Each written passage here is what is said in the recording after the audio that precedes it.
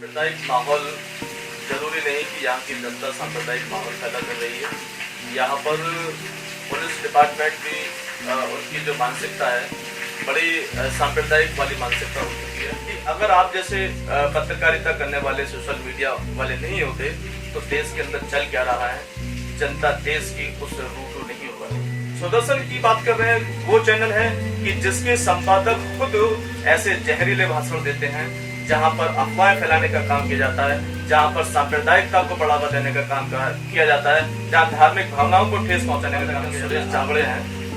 इन्होंने एक ऐसे ही आपत्तिजनक अफवाहें सांप्रदायिक माहौल बिगाड़ने की इन्होंने वहाँ पे बात की थी और संभल से इनके खिलाफ मुकदमा कायम किया गया था और लखनऊ एयरपोर्ट को उनको गिरफ्तार किया गया था। उनके खिलाफ धारा 153A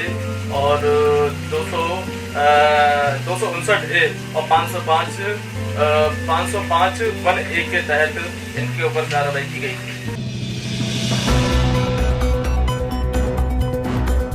पलपल न्यूज से मैं हूं आपके साथ नदीम अख्तर। बकरीद का त्योहार नजदीक है और बकरीद के त्योहार को देखते हुए नफरत की राजनीति भी तेज हो चुकी है। तमाम घटनाएं सामने आ रही हैं और इन घटनाओं के बाद भी भारतीय जनता पार्टी के जो आला कमान नेता हैं उनकी जुबान पर ताले लगने को तैयार नहीं है। इन तमाम मुद्दों पर बात करने के लिए मेरे साथ एडवोकेट कबीर अहमद मौजूद हैं और मैं उनसे जानना चाहूंगा साफ तौर पर उत्तर प्रदेश में बीते 3-4 दिनों में 3 बड़े इंसिडेंट होते हैं। पहला, फिरोज अहमद जो दिल्ली पुलिस कांस्टेबल हैं उनको मारा जाता है सिर्फ इसलिए कि वो बकरे लेकर के जा रहे थे, ना कि उनके साथ धर्म के आधार पर गाली गलौज की जाती है। तो किस तरीके से देखते हैं इस घटना को आप? बहुत बहुत शुक्रिया नदीम भाई, आपने मुझे एक बार फिर मौका दिया। नदीम भाई, सबसे पहली बात तो यह है कि आज देश की हालत बहुत ख़राब है और सांप्रदायिक माहौल ज़रूरी नहीं कि यहाँ की जनता सांप्रदायिक माहौल पैदा कर रही है। यहाँ पर पुलिस डिपार्टमेंट भी उनकी जो मानसिकता है बड़ी सांप्रदायिक वाली मानसिकता हो चुकी है, क्योंकि अभी फिरोज साहब जो है वो दिल्ली पुलिस के अंदर इंस्पेक्टर हैं। वो बकरे लेकर के आ रहे थे, रात का टाइम था और जब उन्होंने गाड़ी को रुकवाया और रुकवाने के बाद उन्होंने अपना ID कार्ड भी दिखाया था कि भैया ID कार्ड है और मैं दिल्ली पुलिस के अंदर हूँ, मैं कुर्बानी के लिए 2 बकरे लेकर के जा रहा हूँ। उसके बावजूद, ये सब कुछ बताने के बावजूद कि वो दिल्ली पुलिस में हैं, जबकि दिल्ली पुलिस हो या यूपी पुलिस, प्रशासनिक लोग हैं, आपस में एक दूसरे की मदद करनी चाहिए। लेकिन उसके बावजूद भी उन्होंने आपत्तिजनक वर्ड इस्तेमाल किए, कटुआ, मुल्ला वगैरह उन्होंने कहा था और उनकी रिकॉर्डिंग भी है, उनसे बात हुई थी। लेकिन प्रशासन इसको किस तरीके से देख रहा है, क्योंकि जब वहाँ पर वो लोग पहुँचे थे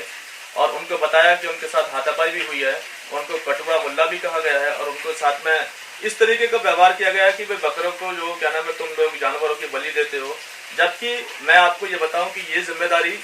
कौम की जिम्मेदारी है, हर धर्म को अपने तरीके से निभाने की जिम्मेदारी है और ये धार्मिक आस्था का सवाल है, क्योंकि इस्लाम धर्म के अंदर कुर्बानी 1 साल के अंदर बकरों की या मेंढे होते हैं, दुम्बे वगैरह होते हैं, जानवरों की जो हलाल जानवर है उनकी कुर्बानी दी जाती है। तो मेरा मानना यही है कि अब उन्होंने जो किया है वो पूरी तरीके से गलत है और उनके साथ में जो हुआ है और उनके साथ जो आपत्तिजनक इस्तेमाल किए गए हैं, वर्डों का इस्तेमाल किया गया है और उनके साथ जो मारपीट की गई है उसका कानूनी तरीके से पूरी तरीके से इन्वेस्टिगेशन होनी चाहिए और उन दोषियों को कानूनी दायरे में रहते हुए सजा का प्रोविजन होना चाहिए। क्योंकि इस केस में हमने देखा है कि इन्वेस्टिगेशन होनी चाहिए, पर एक चैनल ऐसा है सुदर्शन न्यूज चैनल की अगर मैं बात करूं तो वो इस खबर की जांच पड़ताल नहीं करता। वो साफ तौर पर कहता है कि जो फिरोज अहमद है वो दिल्ली पुलिस में है या नहीं है उसकी भी हम लोग जांच पड़ताल करेंगे। और दूसरा, ये बताने की कोशिश की गई कि वो बकरों को तस्करी के लिए लेकर के जा रहे थे। तो जो ये दावे हैं सुदर्शन न्यूज चैनल के, उसको किस तरीके से देखते हैं आप लोग? नदीम भाई, मुझे आपका जो सवाल है बड़ा अच्छा सवाल है, लेकिन बड़ी मतलब अंदर से एक मुझे एक हंसी भी आ रही है कि जिस चैनल की बात कर रहे हैं जिसका कोई वजूद नहीं है और यहाँ पर हो क्या रहा है कि जो जिनका कोई वजूद नहीं है, जिनकी कोई औकात नहीं है, जो कोई अपने आप में सक्षम नहीं है, जो दूसरे की बैसाखियों पर चलने वाले चैनल है। देखो, आपका चैनल है, पलपल न्यूज है और बहुत सारे सोशल मीडिया जो चल रही है यूट्यूब वगैरह पर। मैं ये कहता हूँ कि अगर आप जैसे पत्रकारिता करने वाले सोशल मीडिया वाले नहीं होते तो देश के अंदर चल क्या रहा है, जनता देश की उससे रूबरू नहीं हो पाती। लेकिन धन्यवाद देता हूं आपके चैनल को और आपके जैसे और सारे चैनलों को। सुदर्शन की बात कर रहे हैं, वो चैनल है कि जिसके संपादक खुद ऐसे जहरीले भाषण देते हैं जहां पर अफवाहें फैलाने का काम किया जाता है, जहां पर सांप्रदायिकता को बढ़ावा देने का काम किया जाता है, जहां धार्मिक भावनाओं को ठेस पहुंचाने का काम किया जाता है। आप मुझे एक वो वक्त याद आ रहा है कि 12 अप्रैल शायद 2017 का ये मैटर है और इनके जो मालिक हैं, जो संपादक हैं, सुरेश चावड़े हैं, इन्होंने एक ऐसे ही आपत्तिजनक अफवाहें, सांप्रदायिक माहौल बिगाड़ने की इन्होंने क्या नाम है वहां पे वो बात की थी और संबल से इनके खिलाफ मुकदमा कायम किया गया था और लखनऊ एयरपोर्ट को उनको गिरफ्तार किया गया था और उनके खिलाफ धारा 153A और 259A और 505 1A के तहत इनके ऊपर कार्रवाई की गई थी और उनको गिरफ्तार किया गया था। तो ऐसे चैनलों की बात करते हैं आप जिनका कोई वजूद ही नहीं है, जो सांप्रदायिक मतलब एक पत्रकारिता एक सेकुलर तरीके से होनी चाहिए। पत्रकारिता का मतलब ये होता है कि अगर कोई आदमी पक्ष में बैठा हुआ है और पत्रकारिता विपक्ष का काम करे जिससे कि उससे सही काम कराया जा सके। आज पत्रकारिता हो रही है कि आप उनकी चापलूसी कर रहे हैं, आप अपने टीआरपी बढ़ाने के लिए आप उनके लिए काम कर रहे हैं। आज सरकार बैठी हुई है, सरकारें क्या कर रही हैं, आप उनके फेवर की बातें कर रहे हैं, जबकि चाहिए अब देखो जैसे कि मैं कुछ चैनल ऐसे हैं, मैं नाम लेना चाहता कि वो बड़ी अच्छी तरीके से पत्रकारिता कर रहे हैं और वो पीछे जा रहे हैं क्योंकि वो सरकार के फेवर की बात नहीं कर रहे हैं।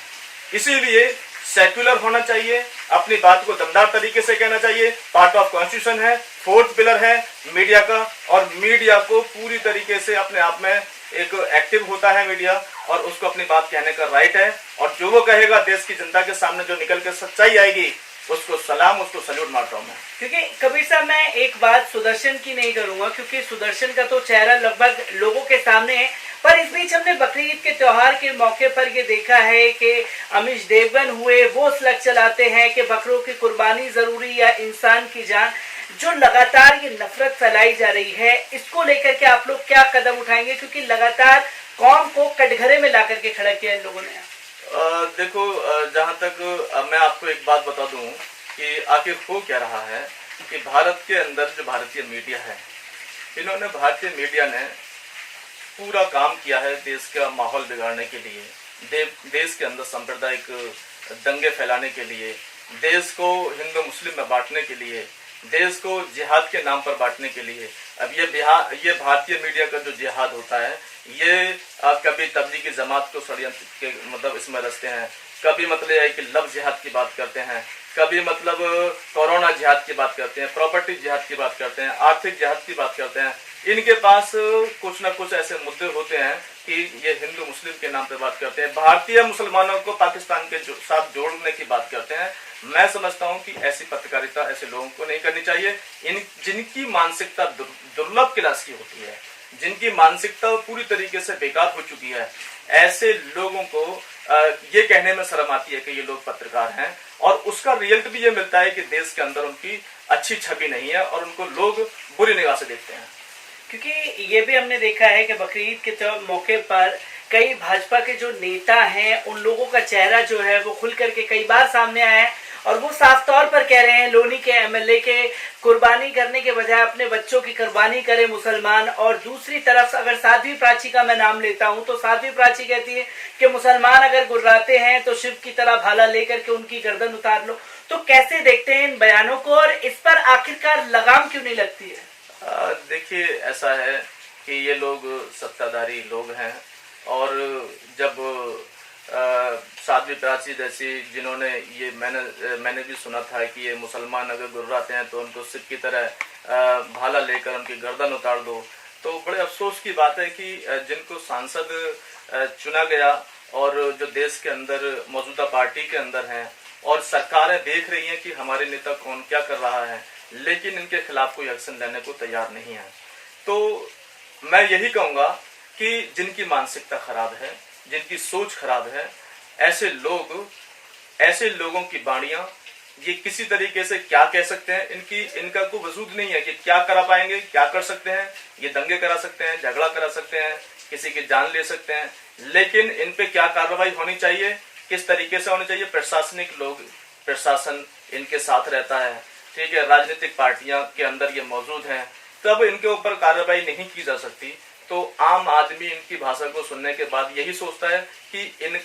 इनका मादरे जन्म या इनके ये पैदाइशी इनकी जबान ऐसी है और इसी जबान से ये पले बड़े हैं और इसी तरीके की ये भाषण देंगे, इसी तरीके के ये स्टेटमेंट देंगे। इसलिए लोग उसको सुनने के बाद में ये अनदेखा कर देते हैं कि यार इनकी औकात ही है, इनका काम ही है कि ऐसे करेंगे। जबकि ये धार्मिक मुद्दा है और इस धार्मिक मुद्दे को लेकर के कभी भी कोई भी किसी दूसरे धर्म को लेकर के जबरदस्ती नहीं की जा सकती। कोई भी धर्म किसी को मानता है तो वो उसका धार्मिक अधिकार है कि वो अपने धर्म को फॉलो करे। मैं हिंदू हूँ तो हिंदू धर्म के अनुयायी हूँ तो मैं हिंदू धर्म के जो नियम कायदे कानून है उसको मानना चाहिए। मैं मुसलमान हूँ तो मुझे अपने मुसलमान धर्म के कायदे कानून मानने चाहिए। जबरदस्ती किसी के खिलाफ नहीं करनी चाहिए। अगर कोई जबरदस्ती करता है तो सरकार और प्रशासन बैठिए, उनके खिलाफ उचित कानूनी कार्रवाई करनी चाहिए। मैं एक आखिरी सवाल आपसे लेना चाहूंगा, क्योंकि हम लगातार देखते हैं कि हेट स्पीच जो है दी जाती है तमाम नेताओं द्वारा। उस हेट स्पीच का असर जनता पे पड़ता है, क्योंकि नौजवान जो यूथ है वो उन्हीं लोगों को अपना आइडल मान करके नफरत की जो राजनीति होती है उसका शिकार बनता है, पर इस पर लगाम नहीं लगती। अगर लोग कार्रवाई करना चाहें तो कैसे कार्रवाई कर सकते हैं और किन किन धाराओं के आधार पर वो अपने जो संवैधानिक अधिकार हैं उसके लिए लड़ सकते हैं? देखिए, अगर कोई भी सोशल मीडिया पर कोई जहर उगलता है या सांप्रदायिक माहौल पैदा करता है, अफवाहें फैलाता है या गलत तरीके के स्टेटमेंट देता है, ठीक है ना, उसके लिए आपका सबसे पहले चीज ये होती है कि आप कंप्लेंट एसीपी या डीसीपी जो आपका संबंधित एरिया होता है वहां पर लगाएं। उससे संबंधित जो कंसर्न जो थाना होता है वहां पे आप उसकी शिकायत दर्ज कर सकते हैं। और वहीं पर पुलिस जो साइबर सेल होता है आप उसमें जाकर कंप्लेंट दे सकते हैं और आईटी एक्ट 66 के अकॉर्डिंग इनके खिलाफ मुकदमा दायर किया जा सकता है। और दूसरी चीज यह है कि कोई भी फेक न्यूज इसके लिए आईटी एक्ट अंडर सेक्शन 79 जो बना हुआ है, ठीक है ना, ये सोशल मीडिया अगर इस तरीके के स्टेटमेंट देती है और नफरत की बात करती है तो उसके अधीन ये आते हैं। और उसके अधीन आते हैं तो अगर जहां पर लगता है तो वहां पर उनके खिलाफ कंप्लेंट की जानी चाहिए। और मैं समझता हूं कि ऐसे स्टेटमेंट देने वाले मीडिया या न्यूज चैनल, भारतीय मीडिया या सोशल मीडिया, ऐसे इन पर रोक लगनी चाहिए, इन पर पाबंदी लगनी चाहिए। इनके एंकर्स जो पत्रकारिता कर रहे हैं उसको रद्द कर देना चाहिए। एडवोकेट कबीर अहमद हमारे साथ मौजूद थे, क्योंकि अपने अधिकारों को जानना बहुत जरूरी है और उन अधिकारों का इस्तेमाल करके जो लगातार नफरत फैला रहे हैं, चाहे पत्रकारिता में पत्रकारिता करने वाले पत्रकार ही क्यों ना हो, चाहे उसमें नेता क्यों ना हो, हर किसी को संविधान के हिसाब से चला करके उसे सजा देने का अधिकार अपने हाथ में है। बस उसका इस्तेमाल करना आना चाहिए।